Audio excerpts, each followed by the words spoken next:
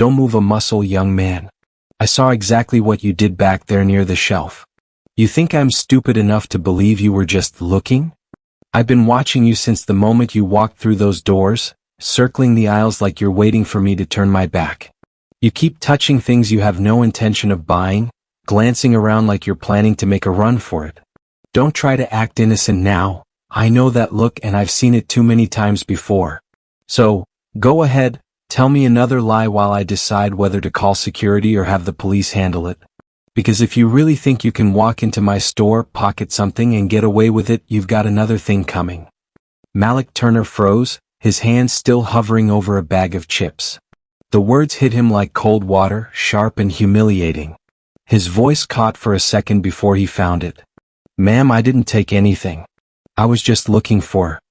Don't talk back to me, Karen Whitmore snapped, stepping closer, her tone heavy with authority.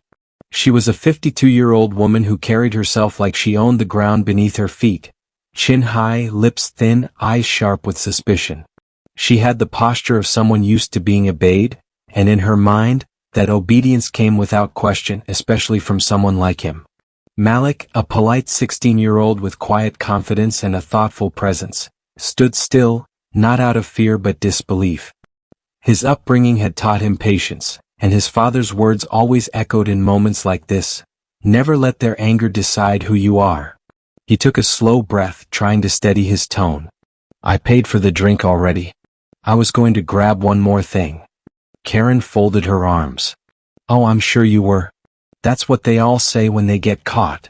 Her eyes darted to the cashier, Eric Landon, a 34-year-old man who had been scanning groceries nearby. Eric shifted uncomfortably but said nothing, his hands tightening around the edge of the counter. He had seen Malik come in many times before. The kid always paid. But now, under Karen's glare, he hesitated, caught between truth and job security.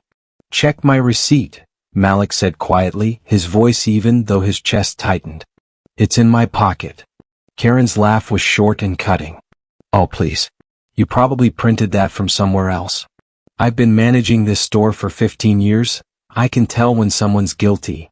The words landed hard, not just because of the accusation but because of the certainty behind them. Malik stared at her, trying to understand how she could look at him and see only trouble. You don't even know me, he said softly. I don't need to, she replied, her tone sharp, smug. I can tell by the way you walk, the way you keep looking around. You're not fooling anyone. Empty your pockets. He didn't move. The silence stretched. Around them, the steady buzz of the supermarket seemed to fade as a few shoppers slowed their carts, pretending to browse but watching every word unfold. Malik's throat tightened. He could feel their eyes, their curiosity mixed with unease. I said empty them. Karen barked, her voice rising. Eric flinched. Karen, maybe we should just... She turned on him. Stay out of this, Eric. You don't know what's going on. This is my store and I won't have thieves walking in here acting polite. Malik's calm cracked slightly. I told you I didn't steal anything. Karen scoffed. Then prove it. Pull everything out. He slowly reached into his pockets, pulling out a crumpled receipt, a phone, and a few dollars. He laid them on the counter. The receipt was from 10 minutes ago, the drink he'd bought.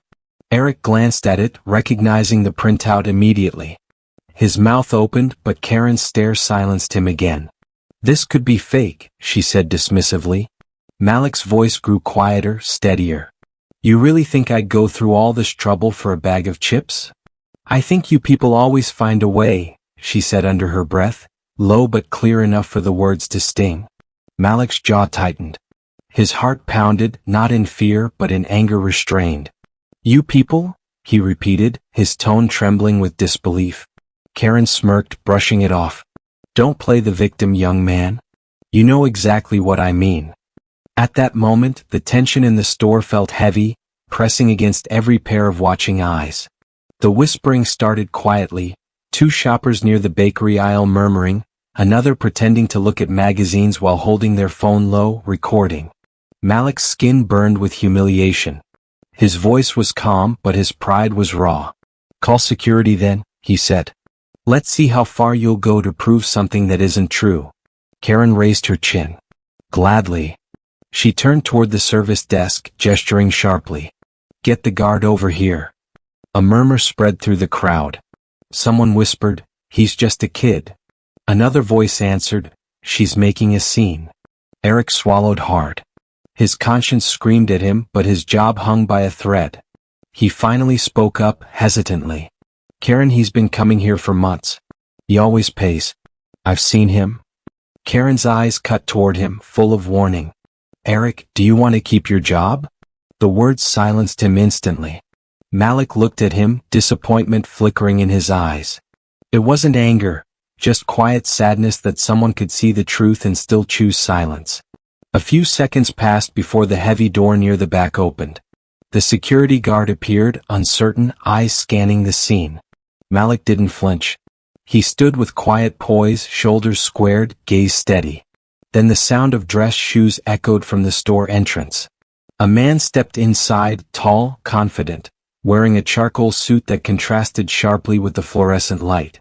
Gregory Turner, a 45-year-old man whose calm presence carried the weight of quiet authority, had just come from a meeting with the Plaza board.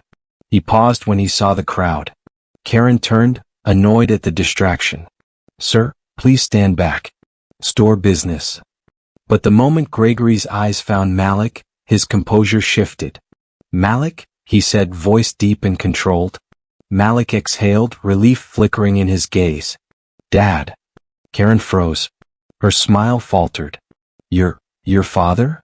Gregory stepped closer, his tone steady but dangerous in its calmness. Yes, my son. What exactly is happening here? Karen hesitated, searching for words. He was acting suspicious. I have to protect the store. It's protocol. Gregory looked around at the faces watching, at the phone cameras, at the shame painted across his son's face. Protocol. His voice lowered, each word deliberate. Or prejudice? No one spoke. The silence said enough.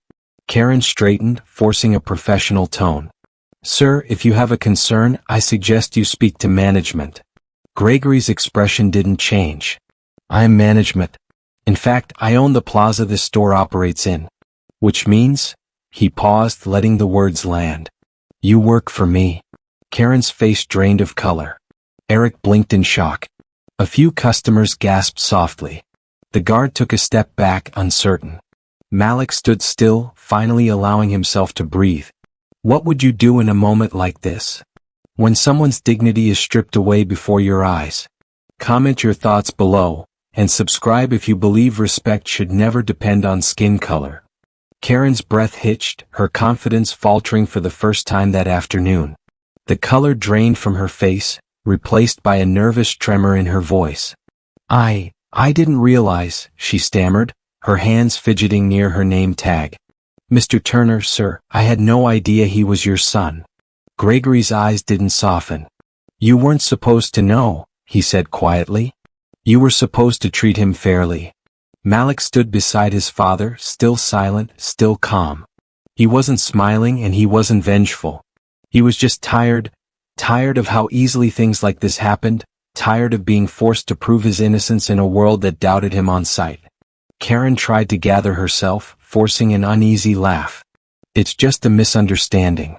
I was only doing my job, you understand. These days we have to be careful. Careful, Gregory repeated, his tone flat, dangerous in its stillness. You mean careful with who you assume doesn't belong? Karen's eyes darted toward the onlookers, realizing now that she'd been performing this humiliation before an audience, and that audience had witnessed every word. Someone near the checkout held up their phone, still recording. Another whispered, "She's finished." Gregory turned to Eric. "You're the cashier, yes?" Eric nodded quickly. "Why, yes, sir." "Did you see what happened?" Eric swallowed hard. His eyes flicked between Karen and Gregory, then back to Malik. The truth pressed against his conscience until he couldn't contain it anymore. "Yes, sir. He didn't steal anything. He paid earlier. I should have said something sooner." Malik looked at him, his expression softening. "It's okay," he said quietly. Gregory's gaze lingered on the young cashier. "You did now," he said. "That matters." Karen stepped forward, panic rising in her voice. Mr. Turner, I assure you this isn't how I normally handle things. I really thought. Gregory cut her off gently but firmly. You thought wrong. He let the silence stretch before continuing. And the worst part isn't the mistake. It's the certainty with which you made it. You looked at a 16-year-old boy, polite and well-mannered, and decided he was a thief before he ever spoke. Karen's voice cracked. I didn't mean any harm. You didn't need to mean it for it to do harm, Gregory replied. His tone wasn't loud, but it carried weight. The kind of weight that comes from years of watching injustice replay itself in different forms, over and over. Malik shifted slightly, his eyes downcast. Dad, it's fine. Can we just go? Gregory looked at him. No, son. It's not fine. It never is when you're treated as less for simply existing. The crowd was silent now, drawn into the gravity of the moment. A woman near the fruit display murmured, Good for him, and another man nodded, whispering to his daughter, Remember this. Karen opened her mouth again, desperate. I'll apologize, Mr. Turner. I'll apologize to him right now. Gregory didn't move. Do it because you mean it, not because you're scared of losing your job. Karen turned to Malik, her voice trembling. Oh, I'm sorry, young man. I shouldn't have jumped to conclusions. Malik met her eyes. There was pain in his expression but also strength. You didn't jump, he said softly. You started there. Her face fell. For the first time she had no answer. Gregory turned toward Eric. What's your name, son? Eric Landon, sir. Gregory nodded. You did what you could even if it came late. Sometimes courage doesn't arrive on time, but at least it arrives. Come see me on Monday. I think I might have a position that fits someone with a conscience. Eric blinked. Wait, are you serious? Gregory gave a faint smile. I never waste words. Karen's lips parted, panic spreading. Mr. Turner, please, I've worked here for 15 years. This store means everything to me. Don't let one mistake ruin me. Gregory turned, meeting her pleading eyes. The mistake wasn't today. It's been happening for years, hasn't it? Every time you singled out someone who looked like my son. Every time you assumed guilt before proof. Karen's breathing quickened. Please, sir. Malik spoke softly, his tone sincere. Dad, maybe just let her learn from it. Gregory studied him, then nodded slowly. Mercy isn't weakness, he said. But accountability is necessary. He turned to Karen. Effective immediately, you'll step down while we review this incident. I'll ensure you're treated fairly, something you failed to offer my son. Karen's hands trembled. Her voice barely escaped. Yes, sir. Malik took a slow breath, glancing toward the exit. He didn't feel triumph, only relief that it was over. The whispers around them began to shift, from gossip to quiet applause. As father and son turned to leave, Malik paused. Can we still get the chips? He asked, half smiling for the first time. Gregory looked at him, then laughed softly. Get two. They walked toward the register. Eric, still stunned, scanned the bag with shaky hands. Malik handed him the cash. Keep the change, he said. Eric nodded, humbled. Thank you, Malik. When they stepped out into the cool air, the tension began to fade, replaced by something steadier, dignity reclaimed. For everyone watching, the scene had become more than a confrontation. It was a lesson in what quiet strength looks like when tested. What about you? What would you have done if you saw that moment unfold? Would you have stayed silent or spoken up? Comment below and subscribe if you believe no one should have to earn the right to be treated with basic respect. The air outside felt different now, lighter for some, heavier for others. Gregory walked beside Malik in silence, his hands tucked in his pockets, his expression thoughtful. The crowd inside the store had begun to scatter, but the echoes of what happened lingered, carried by whispers and retellings that would move through the plaza by evening. Malik kept his eyes on the pavement, the chips bag crinkling softly in his hand. You okay? Gregory finally asked. Malik nodded slowly. Yeah. Just tired, I guess. Gregory looked down at his son, proud but aching inside. You handled yourself well. You stayed calm when she didn't deserve your calm. I didn't want to make it worse, Malik said. It's just, Everyone was watching. I could feel it. Gregory nodded. That's the part they don't understand. How much strength it takes just to stand there and not lose yourself. They reached the car, but neither moved to get in yet. The parking lot hummed with life. Engines starting, carts rolling, people pretending not to stare as recognition began to spread. Malik glanced back at the store. Through the large glass windows, he could still see Karen at the counter, her head bowed as she spoke to the assistant manager. Eric stood nearby, looking like he was trying to offer comfort without words. She'll lose her job, won't she? Malik asked quietly. Gregory exhaled. Maybe. Or maybe she'll finally understand what it feels like to be judged before she speaks. Either way, she'll never forget today. Malik looked down. I don't think she meant it like that. Gregory turned his head slightly, his gaze sharp but not angry. You don't have to excuse her, son. Racism isn't always shouted. It's often whispered behind policy, disguised as concern, or hidden in tone. That's what makes it dangerous. Malik's voice softened. I know. Just, I don't like seeing people broken even when they're wrong. Gregory smiled faintly. That's what makes you different. Never lose that. They stood there a moment longer before Gregory finally opened the car door. Come on. Let's get you home. As they drove out of the parking lot, Malik looked out the window. His reflection stared back at him, mixed with the blurred image of the store behind him. For the first time he noticed how people were gathering near the front, talking, pointing, arguing. It wasn't about him anymore, it was about what his presence had revealed. Inside the store, Karen sat at her desk in the small office behind the employee-only door. Her hands shook as she tried to steady herself. The humiliation, the guilt, the shock, it all sat heavy in her chest. The assistant manager, a younger woman named Tasha, stood beside her. Karen, Tasha said carefully, I've been trying to tell you for months that you make assumptions about customers like him. Maybe now you'll believe it. Karen pressed her palms together, her voice cracking. I didn't mean to. Tasha interrupted gently. Intent doesn't erase impact. Outside, Eric was mopping near the register, but his thoughts were far away. He replayed Malik's calm expression, Gregory's steady words, and the way the entire store had turned silent in shame. He hadn't realized until that moment how complicit silence could be. He thought about what Gregory said before leaving. Sometimes courage doesn't arrive on time, but at least it arrives. Those words looped in his mind like a promise he wasn't done keeping. Across town in the Turner home, Malik sat at the kitchen table while Gregory made tea. The house was warm, filled with the quiet hum of evening. Malik leaned forward, resting his chin on his hands. Dad, did stuff like that happen to you when you were my age? Gregory chuckled softly, though there was no humor in it. Plenty of times.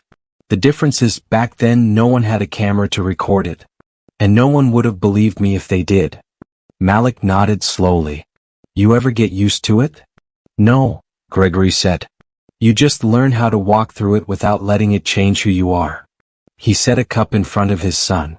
And one day you use your voice, or your power, to make sure fewer people go through the same thing. Malik stirred his tea absently. You think she'll ever understand what she did? Gregory looked toward the window. Maybe not today. But the world has a way of teaching us what we refuse to see. She'll have to face herself, and that's the hardest kind of mirror. Malik didn't respond. His thoughts drifted back to the moment in the store, the heat of everyone's eyes, the shame burning through him, and then the calm that came when his father appeared. It wasn't just relief, it was pride. The kind that came from knowing he was part of something strong. Gregory's phone buzzed. He picked it up, scanning a message. It's from the Plaza board, he said. They've already heard what happened. Seems word travels fast. Malik half smiled. Guess it's going viral. Gregory sighed. Let it. Maybe it'll make a few people think before they act. He set the phone down and leaned back. You know, Malik, every generation fights this in its own way. I used to fight by proving them wrong. Maybe you'll fight by not needing to prove anything at all. Malik's eyes lifted. How do you mean? By just existing, Gregory said softly. By standing tall in spaces that were never built for you and reminding people they don't decide your worth. For a long time neither spoke. The air between them carried more than silence. It carried pride, pain, and the shared understanding that justice wasn't just about punishment, it was about awareness. What would you have said if you were in that store watching it unfold? Would you have spoken up or turned away? Share your thoughts in the comments and subscribe if you believe silence in the face of prejudice only helps the wrong side. The next morning came quietly, though the world hadn't stopped moving around them. Malik woke to the soft hum of news from the living room. His father's voice drifted through the hall, low and steady as he spoke on the phone.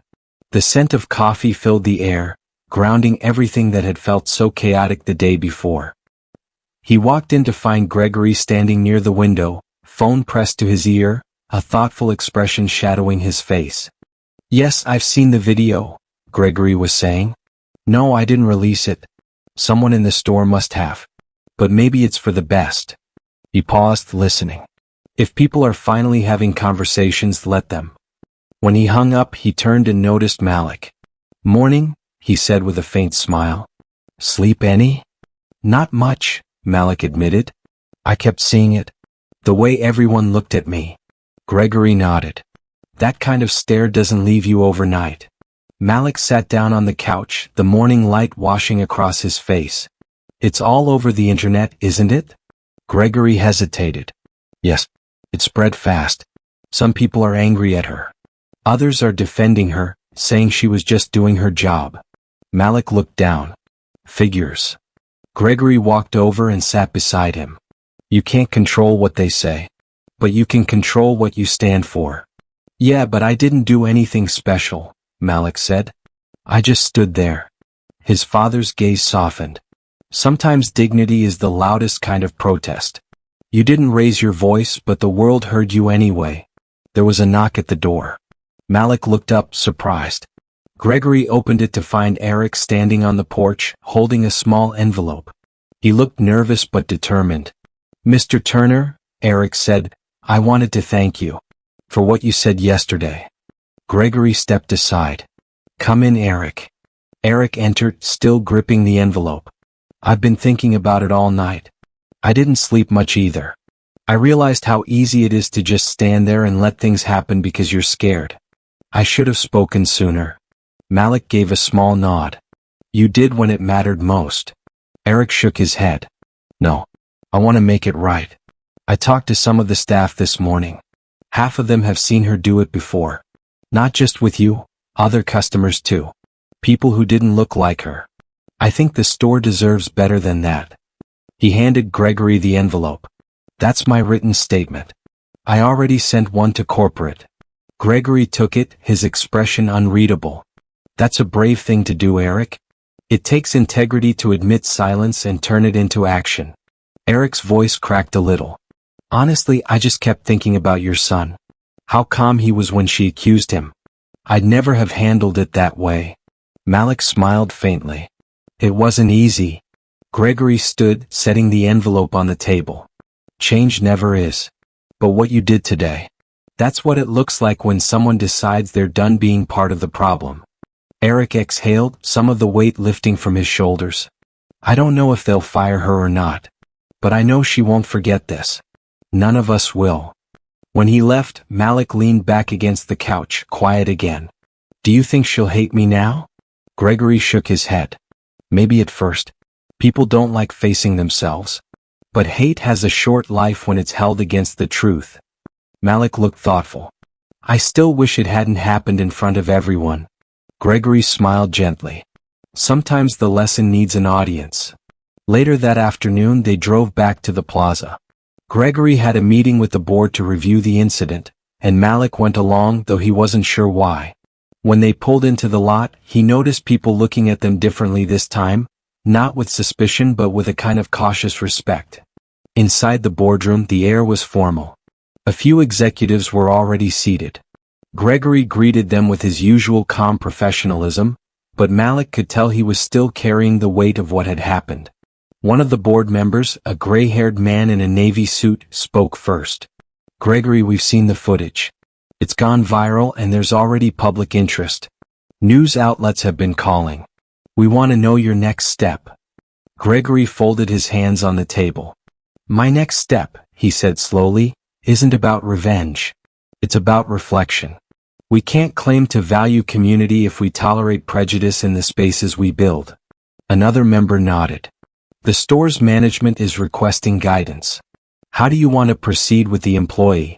Gregory's eyes flicked toward Malik, who sat quietly at the end of the table. I want her to go through training, not the kind that checks a box. Something deeper. Real accountability. If she's willing to learn, she can stay. But if she refuses, then she's not the kind of leader we need.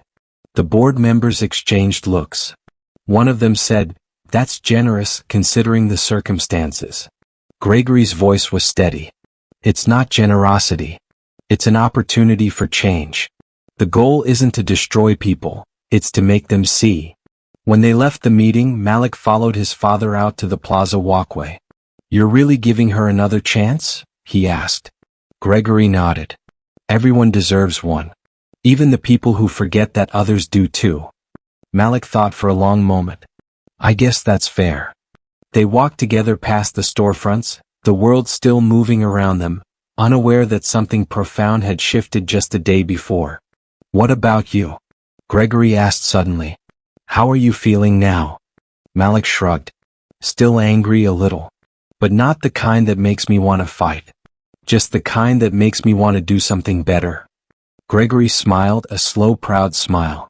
That's the right kind of anger. It builds instead of breaks. They reached the parking lot again, the same space where it all began. Malik looked back at the store one last time. For the first time since yesterday, he didn't feel small when he looked at it. He felt seen. What would you have learned if that happened to you? Would you have carried bitterness, or chosen to turn it into strength? Comment your thoughts below, and subscribe if you believe forgiveness is not surrender but power under control. The following week brought with it an odd calm. The chaos had settled, but the echoes of what happened still traveled through the plaza like an invisible current. Some came to the supermarket just to stand in the same aisle where it all unfolded. Others whispered about Gregory Turner's quiet authority, about how the man who owned the plaza carried himself with such calm power that it silenced even arrogance. Malik returned to school trying to ease back into normal life. Yet normal felt different now. His friends had seen the video, of course. They talked about it between classes, some angry, some proud, others just shocked that he hadn't lost his temper. When one of his classmates said, "Man, I would have snapped if that were me," Malik only smiled faintly and said, "That's what she expected me to do." That line stuck with a few of them. It became something people repeated, quietly, respectfully, like a truth they hadn't noticed before. Meanwhile, back at the plaza, Karen Whitmore sat through her first mandatory bias and conduct training session. It wasn't the kind where people clicked through slides to finish quickly. Gregory had arranged for real counselors and educators to lead it, people who asked hard questions and refused easy answers. When the instructor asked her, "What was it about that boy that made you suspicious?" she hesitated, fumbling for a response that didn't sound cruel. But the silence told its own story. "I just thought he looked nervous," she said finally. "Or maybe," the instructor replied, "you saw your fear instead of his." The words stayed with her for days. At the same time, Eric was adjusting to his new role. Gregory had offered him a position helping oversee staff training across the plaza. It wasn't about status, it was about using his voice. He spent his first week talking to employees, sharing how he'd stayed silent and why he wouldn't again. One afternoon he spotted Malik walking by after school, backpack slung over one shoulder. "Hey Malik," he called out, jogging over. Malik turned and smiled. "Hey Mr. Eric. How's the new job?" Eric laughed. "Still getting used to people calling me sir. But it's good. Feels like I'm actually helping this time." Malik nodded, looking proud. "Good. You deserve that."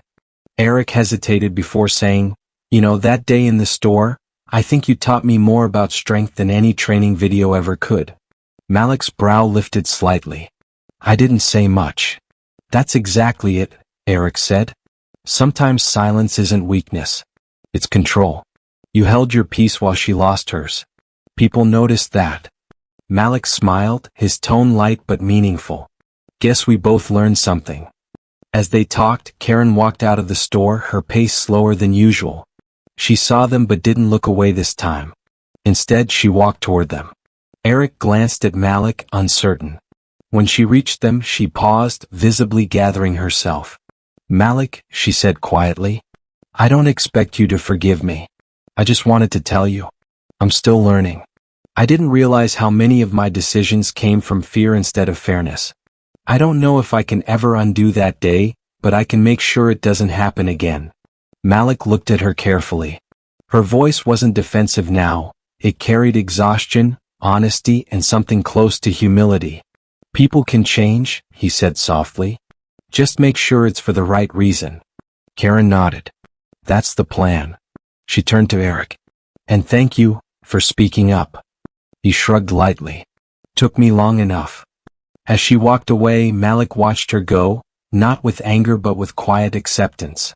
There was something human about seeing her stripped of pride, trying to start again. Later that evening, Malik sat with his father in the living room again. The lights were low, and the television played quietly in the background, showing clips of interviews with community members talking about racial bias, fairness, and dignity. Gregory watched in silence before saying, "See that? One act of injustice exposed. Now everyone's talking about it." Malik turned to him. "You think it'll last?" Gregory leaned back in his chair. "Maybe not in headlines. But it'll last in the minds of those who saw it. And that's how change begins, small, uncomfortable, and personal." Malik nodded, letting the words sink in. "I didn't think anything good could come out of that day." Gregory looked at him with quiet pride. "Good doesn't always come clean. Sometimes it's born out of pain, out of being forced to stand tall when you'd rather disappear." They sat in silence for a moment before Malik spoke again. "You think she really meant it? Her apology?" "Yes," Gregory said. "But even if she didn't, that's not your burden to carry. Forgiveness isn't for them, it's for your peace." Malik nodded. "I guess I'll try." Gregory smiled faintly. "You already have." Across the plaza that same evening, Karen lingered after closing time. The aisles were quiet now, empty except for the hum of the lights. She stood in the snack aisle, the same spot where everything began, and stared at the shelf. For the first time, she didn't see a suspicious boy. She saw a young man standing with patience far beyond his years. And in that silence she whispered, "I'm sorry," not for anyone else to hear but to herself, to the part of her that had been blind for too long. The next morning Malik's phone buzzed. It was a message from one of his classmates. "Hey, that video changed how my mom talks about stuff like that. She said she never realized how bad it could be." Malik smiled faintly at the screen, realizing how far the ripples had spread. For every moment of hate exposed, there were 100 chances for empathy to grow in its place. And maybe that was the quiet justice no one talked about, the kind that didn't always make headlines but changed hearts one by one. If you had the power to change how people saw others, would you use it? Comment your thoughts below, and subscribe if you believe true justice starts with awareness, not revenge. Days passed, and the story that began in a single grocery aisle slowly became something larger than anyone expected. Local news covered it, then regional channels picked it up. Articles called it the Plaza incident, though Gregory hated that name. He said it made it sound like just another headline when it was really about something deeper. What it means to be seen, to be respected, to be human. The Plaza's foot traffic doubled in a week. Some came to shop, but many came to meet the man and the boy who handled injustice with grace. Gregory didn't seek attention, but when reporters showed up at his office, he spoke carefully, choosing every word with purpose. He said, "This wasn't about a store. It was about what happens when assumption becomes policy. We can't fix what we refuse to face. And we can't demand respect if we don't offer it first." His words spread farther than he expected. Messages flooded his inbox. Teachers asking to share his speech with students, business owners requesting training, young people saying they felt seen. Malik meanwhile went back to his routine. He still went to the same store sometimes, though now the atmosphere had changed. The staff greeted him warmly, genuinely. Karen stayed on, quieter but not bitter. She started taking notes during her shifts, jotting down where her judgments used to form before she even realized it. Change was slow, but it was real. One Saturday afternoon, Malik walked in again to buy snacks, just like before. Karen was at the customer service counter, sorting receipts. When she looked up and saw him, she smiled, not out of obligation but out of respect. "Hey Malik," she said softly. "Good to see you." He nodded politely. "You too." It was brief, but the moment carried more meaning than words could hold. The tension that once filled this space was gone. What replaced it was a fragile, growing understanding. When Malik left, he noticed a small group near the entrance, a mother and her young son. The boy was dark-skinned, no older than 10. He was laughing, pointing at something on the shelf, carefree. The mother gave Malik a warm nod as he passed, and he returned it. Something in that tiny exchange felt full circle. Outside, Gregory was waiting in the car, smiling faintly as Malik climbed in. "Still your favorite store?" he teased. Malik chuckled. "Maybe now it is." Gregory looked at him, then back at the plaza. "Funny, isn't it? How something painful can end up planting something better." Malik nodded. "Yeah. It's kind of like, the storm wasn't the end. It was just the start of something clearer." They drove through the plaza slowly, the late sunlight spilling across the glass storefronts. Every sign, every person, every reflection felt different now, not because the world had suddenly become fair but because something inside them had shifted. Back at home, Malik found a message waiting on his phone. It was from Eric. Asterisk, just wanted to say we're starting a diversity and fairness initiative next month across all Plaza stores. Your dad asked me to lead it. He said you inspired it. Asterisk. Malik read it twice before smiling. He didn't reply right away. He just let the message sit there, letting the weight of what it meant sink in. Later that evening, he and his father sat on the porch, watching the sky darken over the neighborhood. Crickets chirped softly in the distance. Malik leaned back, legs stretched out, and said, "You think things will ever really change?" Gregory looked up at the stars. "Not all at once. But change doesn't need a crowd, it needs a spark. And sometimes that spark is just someone standing tall when the world tries to shrink them." Malik thought about that for a long time. About the aisle, the crowd, the shame that turned into strength. About his father's calm voice. About the faces that now looked at him differently, not with pity but with respect. He finally said, "I didn't plan on starting anything." Gregory smiled. "Most change doesn't come from people who plan it. It comes from those who endure it and decide that's enough." They sat in silence for a while longer. Then Gregory added, "You did more than stand up for yourself, Malik. You reminded people what dignity looks like. And that's something they won't forget." The wind shifted softly, brushing against their faces. Malik watched the lights flicker across the street and thought about how small actions could ripple far beyond what anyone imagined.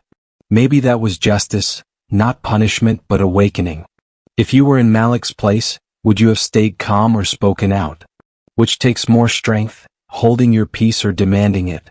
Share your thoughts in the comments, and subscribe if you believe real justice starts with courage, continues with compassion, and ends with understanding. The night grew quiet around them, the kind of calm that comes only after a storm has truly passed. Inside the house, the soft hum of the refrigerator and the ticking of the wall clock were the only sounds. Malik leaned back in his chair, watching his father sip the last of his tea. For the first time in days, the weight in his chest felt lighter. Not gone but changed, like something had shifted from pain to purpose. Gregory looked over at him. "You know," he said, "sometimes life teaches its hardest lessons in public. But that's not the embarrassment, it's the education. What matters is what we do after." Malik smiled, quiet but certain. "Then maybe we both passed the test." Gregory laughed softly, shaking his head. "You didn't just pass, son. You changed the room." They sat there for a while, saying nothing more. The moonlight stretched across the porch, gentle and silver. Somewhere in the distance, a car door closed, a dog barked once, and the night carried on, peaceful, steady, alive. And for Malik that was enough. Not victory, not revenge, just peace. A reminder that dignity, when held firmly, could turn even the cruelest moment into something worth remembering. If you've ever been underestimated, stay steady. Stay kind. Because calmness in the face of injustice isn't weakness, it's power. Comment your thoughts, and subscribe if you believe respect should never have to be earned. Sometimes, when the noise fades and the crowd disperses, the truth begins to echo louder than it ever did in the moment itself. Stories like Malik's are not isolated, they live quietly in corners of our world, repeating themselves in different aisles, different cities, and different hearts. What happened that day was more than a confrontation between a manager and a boy. It was a reflection of something much larger, how deeply bias can hide inside everyday decisions, and how easily silence allows it to thrive. When we choose not to speak, the harm doesn't vanish, it lingers. It hides in the spaces between words, in the discomfort we avoid, in the looks we pretend not to see. It grows each time someone says, "It's not my problem," or "I don't want to get involved." And yet, the world changes every time one person decides that it is their problem, that staying silent costs too much. Gregory knew this truth. He'd lived long enough to understand that dignity is a kind of armor, but awareness is a weapon too. Malik learned it the hard way, standing in that aisle, holding his breath while the world decided who he was without ever knowing him. Eric learned it when his silence became unbearable, when he realized that morality means nothing until it's spoken out loud. And even Karen, the woman who had judged before listening, discovered that guilt can be a doorway to growth if you have the courage to walk through it. The lesson from that store didn't end at the checkout counter. It spilled out into the streets, the classrooms, the boardrooms. Parents showed their children the video and talked about fairness. Teachers used it as a lesson on empathy. Strangers began to ask themselves, would I have said something? Or would I have turned away? Because that's where real justice begins, not in grand speeches but in small, uncomfortable choices. The choice to speak up when a voice shakes. The choice to defend someone you don't know. The choice to question your own comfort and see the humanity in someone else. It's easy to say we're against discrimination. It's harder to notice when it wears polite clothes, when it hides behind rules, policies, or casual assumptions. But that's the form it takes most often. That's why stories like Malik's matter. They remind us that awareness without action is only observation. And silence, however calm, always sides with the powerful. Speaking up doesn't mean shouting over others. It can mean asking a question that makes someone stop and think. It can mean refusing to laugh at a cruel joke. It can mean telling someone quietly, "That's not right." It can mean standing beside someone who's being treated unfairly, showing them that they're not invisible. We don't always get to choose the moment, but we do get to choose the kind of people we are in it. Gregory spoke because he understood that silence would have taught his son the wrong lesson. Malik stood tall because he refused to give prejudice his anger. Eric found his voice because he realized the cost of saying nothing. And Karen changed because someone finally held up a mirror that forced her to see. That's what change looks like, not perfect, not instant, but real. So what do we take from their story? That power without compassion is hollow. That respect isn't a privilege, it's a right. That we all share the responsibility to protect each other's dignity, even when it's inconvenient. The next time you witness something unjust, remember Malik standing in that aisle, calm, steady, dignified. Remember Gregory, unshaken and precise in his truth. Remember Eric, finding courage a little late but using it anyway. And remember that your voice, no matter how small it feels, can be the one that shifts the entire room. The world doesn't change just because we wish it to. It changes because ordinary people decide that enough is enough. Because someone decides to speak when others stay silent. Because kindness, courage, and truth become louder than fear. So speak up. Even when it's uncomfortable. Especially then. Because silence protects the wrong side of history, and your words might be the ones that make it right.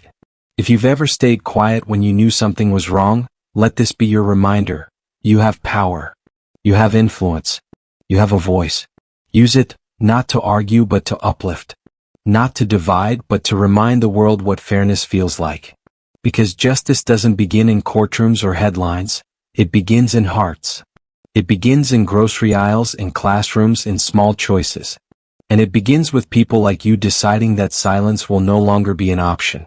Comment what this story made you feel and subscribe if you believe that speaking up, no matter how softly, is the first step toward making the world equal, decent, and just.